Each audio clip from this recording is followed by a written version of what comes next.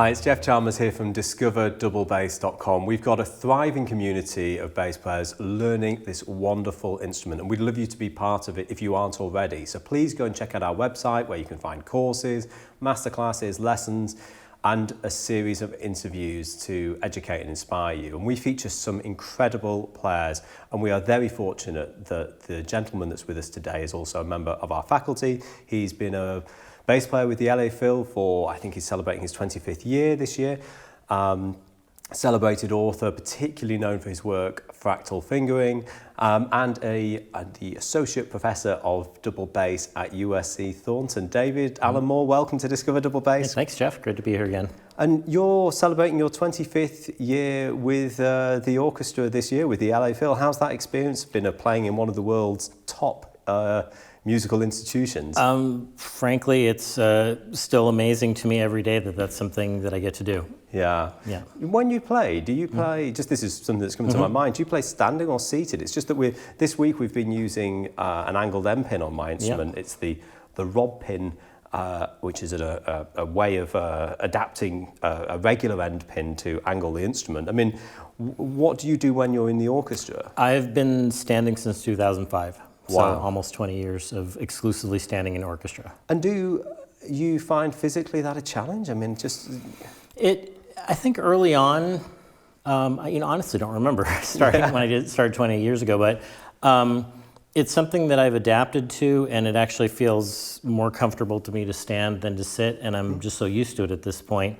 I think at some point someone said that sitting was the new smoking. So I remember that. I don't have any back issues. I feel really physically engaged with the instrument while I'm playing. Actually, the only thing where it gets a little tiring is we've done a few live to movie scores, and if there's a really long period of not playing, that's the thing that gets tiring. I just remember doing 2001, and there was like a 20-minute period of no playing. I was like, oh my God, this is the longest thing ever. But I can play a Wagner opera standing, and it's like nothing, so. Well, that's incredible. Yeah. Do any of the other members of the section stand, or were you the only one? Currently, I'm the only one. We have a diversity fellow who he also stands. There was one year where a couple other people were experimenting, but I am quite literally the last man standing. Oh, I like it. Well, it's very impressive, David, the facility that you have with the instrument and the way that you make it look so effortless. This is something that we've spoken a lot about in our lesson. And I just hoped that we could maybe, pick into the German bow topic a little bit, because one of the questions that people have is about sound production and avoiding squeaks and scratches. And maybe you could speak a little bit about the common causes that if you see somebody experiencing these squeaky, scratchy, awful bow sounds that you can get. I was there because I actually I had sort of a false start on double bass in middle years of high school, and I had such terrible gear that I was loaned by the school that I thought, well, this is clearly not a thing that anyone does or does well, and I returned it, and it took me a couple of years to come back to it. But in all honesty, I think as a younger player or even a player with less experience with the bow, having fresh quality rosin is going to be something that's a really crucial component. There's sort of a flippant remark which has a nugget of truth to it, which is that a swipe of rosin is worth 5 minutes of practice. And so a lot of times when people aren't sure what to do, they'll end up with like very hard or powdery rosin, and so that tends to kind of not grab the string, and then there's effort that goes into that, and then the sounds are not pleasant. So getting, at least for certain climates, this may not be ideal, but I would say as a guideline, if you can get some good, fresh, soft rosin, so like a Kolstein soft or maybe even a Nyman's or Carlson, I still go with Pops.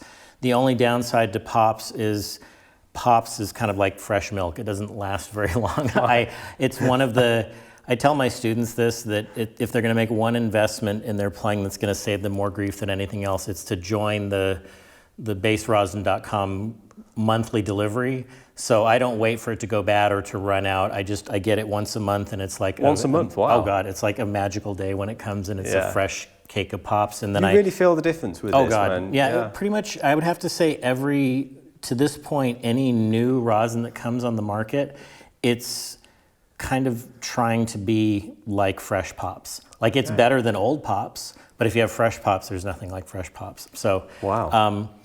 that can be kind of expensive for a student, but if you can find something that is a little bit more forgiving in that it's a little softer and stickier, that's going to kind of help avoid some of those issues. I think the other thing is like a bow-friendly setup, or no, sorry, a good setup and a bow-friendly set of strings. That's Yes, for sure. Make a world of difference really to somebody starting out. And I think if you are focusing on the bow, certainly the string choice can help you. I mean, Absolutely. What did you choose for the recording that we've just done, David? Well, I'm a member of the Tomastic artist family, so I'm a big fan of all of their strings, but bel cantos are just a fantastic, well-balanced orchestral classical set. Yeah. They work pretty well for pits.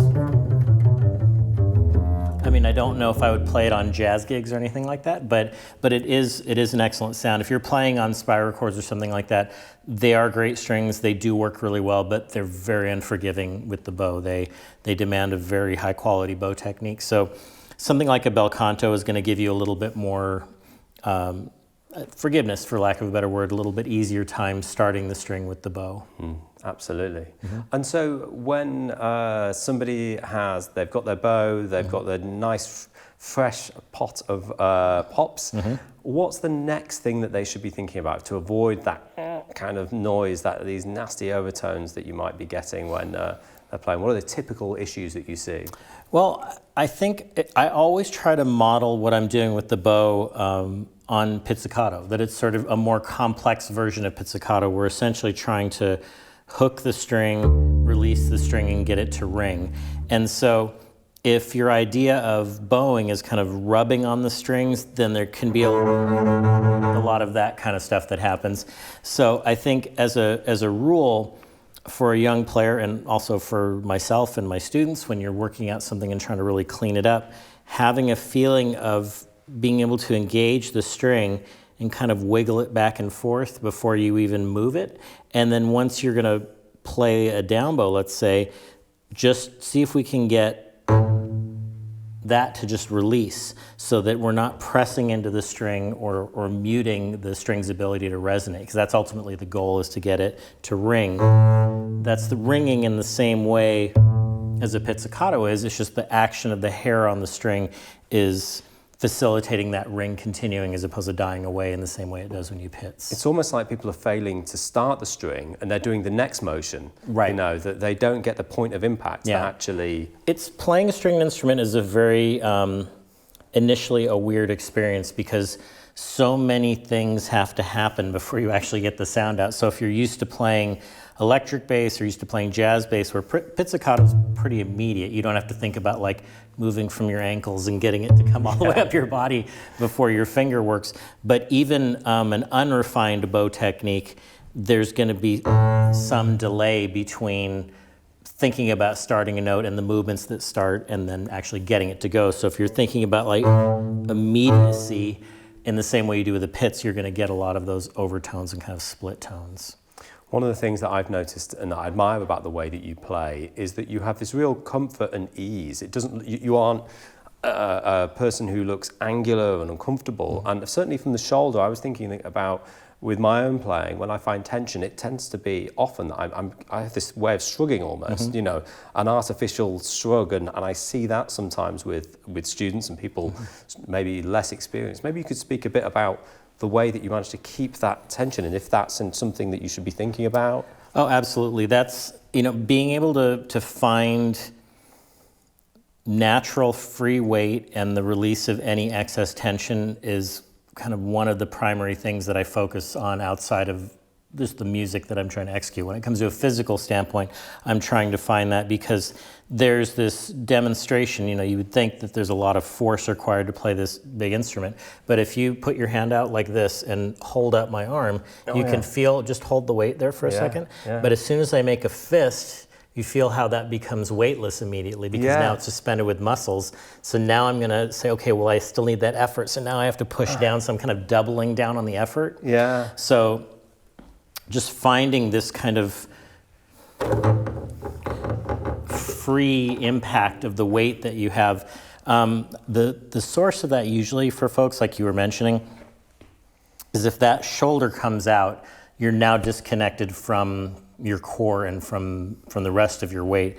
So that's one place that I'm always looking, is to make sure that my shoulders are low and centered, and that I really feel like I have freedom in every joint in my arm. I think it's such an important aspect of playing. And maybe just to finish off, I'm thinking of another issue that players often experience, and that's the angle of the bow and the string and the placement of the bow on the string. Maybe you could speak about, just for, a few tips for beginners in terms of what they should be aspiring to when they place the bow. Is there do's and don'ts? Or I would say the first thing is that even if you're fortunate enough to have the resources to be able to work with a teacher, that's only going to be 1 hour a week, most likely. And so a mirror is your best friend. Absolutely. And so the idea of having, like for me, if I were using a mirror right now, I would position that mirror kind of in this direction. That gives me a much better view on where my bow is, as opposed to if I had the mirror just straight in front of me, like if I was getting ready for the day. It's really hard to see what those angles are. And so getting that sense of what does a straight bow feel like, so when you see it in the mirror, you can really find that. You can, just to kind of find it at first, and this is with either bow, it's not a German bow specific thing, but you can put the bow on the bridge and just roll that across to see what the trajectory is that'll give you a straight bow. Because there are a lot of more advanced, complex things that we could talk about, but the most important thing is that you're drawing the bow perpendicular to the string. There are other things that you can do where you can move the bow around and it'll work, but if you're pulling down the string or up the string in any way, you're not going to get a quality sound. So the best way to start is just to kind of look at the little angles made there. It should be 4 little 90-degree angles, so that you have a nice squared address to the string, and you try to maintain that throughout the whole length of the bow. And I think, it is so much more difficult than you would first think to keep the point of contact on the string at the same place and keep it parallel to the string, because the bass isn't completely vertical. And I think that the player's perspective, particularly as you're starting out, I found it really quite difficult to get that. And I'd watch video or see myself in the mirror, and I'd realise I'm not actually parallel. More often than not, I'm moving higher than I should be, and I'm not going down as far as I need to be, because the bass is on that angle. Well, and a thing I like to think about is my shoulder's attached to my torso, and so the natural thing to do is always going to be to pull into yourself. Yeah, because that's the natural... That's just what your body wants to do. And so if I'm pulling into myself, I'm always going to have some distortion of that angle. Yes. And so the mirror as your guide, and also a cue I try to remember for myself is that down bows go to the right, they go out, and they go down. Okay, so to the right, out. And down, like towards the floor. Okay. So, because when I'm coming this way, I'm tending to want to pull in and up. Yes. And so if I'm thinking out and down, then I'm counteracting that natural feeling of wanting to pull into my center. And then that gives me the direction that I need with the bow. Well, I think it's certainly been ridiculously inspiring for me to see you teach so well and perform so beautifully this week, David. Maybe we could finish off by just, I could ask you a quick fire question. When you were a younger player, who really inspired you in terms of their bowing and maybe their artistry? Is there somebody that comes to mind that you think, wow, that you saw this person perform, and from a technical and musical point of view, I was fortunate to see Edgar Meyer before he had dots or an extended fingerboard. Wow, that must have been... It was like in the very early days playing. I remember there was a concert at a converted department store that he played in LA, and the first half of the concert was all classical repertoire, and it was just beyond anything that I had ever heard before. Wow, that's very fortunate. And you've been able to see him in person many more times? Oh yeah, since? Absolutely. Even last year he was playing, and I was doing classes in Houston. He was playing with Bela Fleck and Zakir Hussain, and it was a really great experience. Yeah, well, if that doesn't inspire you to go and get to grips with this wonderful instrument and this wonderful bow, nothing will. I think it's a great advice. So if you want to learn more from David, please go and check out all the incredible lessons over at Discover Double Bass, because they really are. David's one of the world's best teachers. He's also the author of a fantastic book called Fractal Fingering. We have a course as well on the same subject, as well as Advanced Fundamentals. I mean, you can learn more about David via all the links that we provide below. And on behalf of, well, the audience at home, the crew, everybody here, David, thanks so much for coming and joining us and sharing all of your knowledge. Absolutely. Cheers. Thanks.